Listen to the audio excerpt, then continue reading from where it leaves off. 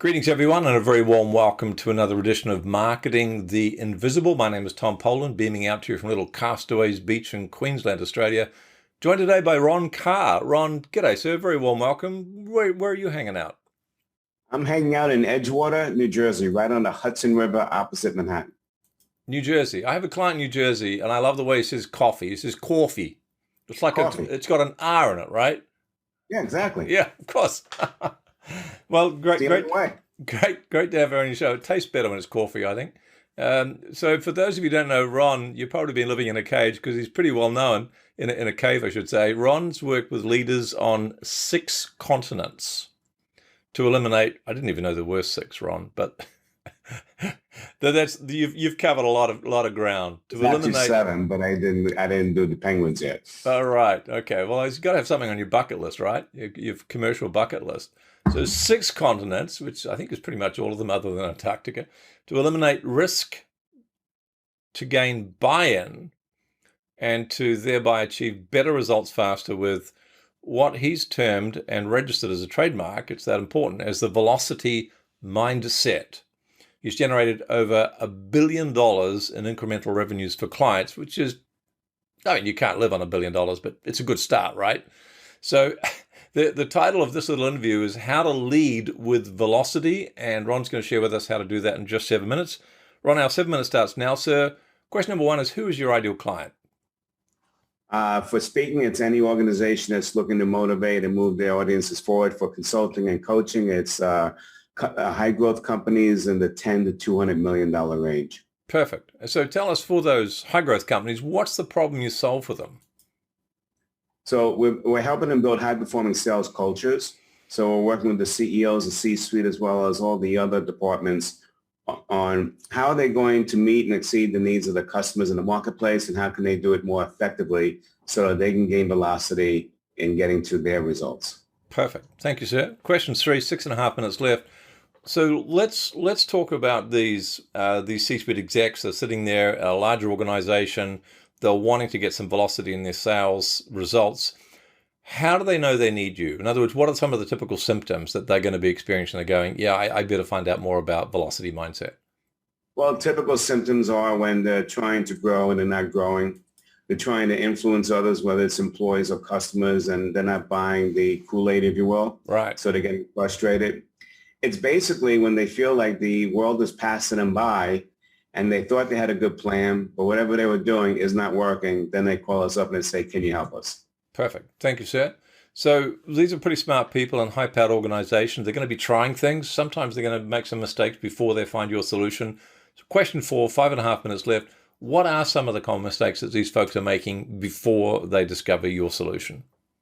Well, when they think about velocity, and Tom, I'll ask you this word. When you hear the word velocity, what's the word that comes to your mind? Rocket ship. Rocket ship, right? Speed, momentum, right? Yep. Anything that propels you forward. But that's only half the definition. And when people just think about it, that's when they get burnout, because they're moving fast, they're doing anything, but they're not making sure the tasks are supporting the purpose, and that's when they fall short. True definition of velocity, physics definition, is speed with direction. Replace the word direction with your purpose. What is the end game? What is the end result? What does it look like? And then to make sure that all your tasks are supporting that purpose. Perfect. Thank you, sir. So it's not just a matter of speed and doing things faster and doing more of them. You've got to be clear on your purpose, and you've got to make sure that the speed is well directed. Right. Now, another thing that they make a mistake on is they feel that they don't have the answers up front, then they're doing something wrong. Leaders do not have the answers up front. They have the vision, but they're comfortable knowing that they will ask the questions to get the answers they need to succeed. If you have all the answers up front when you create that vision, then usually what you just do is recreate the past, because you're going by what you know the world to be. Right. Wow. That's profound. So let's go to question number 5, 4 minutes left. What I'm after here is, Ron, is one valuable free action that someone listening to this, it's not going to solve the whole problem. They need velocity mindset for that, but might take them a step in the right direction. Well, it goes to what we just talked about. And the free piece of advice is called the clean sheet of paper. So whenever you're creating that vision, number 1, start with a clean piece of paper. Forget about what you know the world to be. Forget about what you think you cannot do. Put all those biases and experiences aside. Write down what you want to create for yourself and for the world. Whether it's a sales call, what is the goal at the end of this call? Many times salespeople have the wrong goal. If it's a 5-cycle sales call and it's the first call to a prospect and someone says to me, the goal is to close a deal, that's the wrong goal because you're going to be closing when you shouldn't be. The goal for that call should be simple. Qualify them if they're a good prospect for you and them, and then identify a path forward. So whether it's for a year of time, for your life, what does success look like to you? Be bold, write it down. Forget about whether you can do it or not. Forget about whether you have the answer or not. Just write it down. And then as you go through the journey, you'll get what's called clarity of vision, and the answers will come to you. What did you call it, sorry? Clarity of vision. Right. And the answers will come to you. Yeah, I love that whole concept. And it only comes from the journey.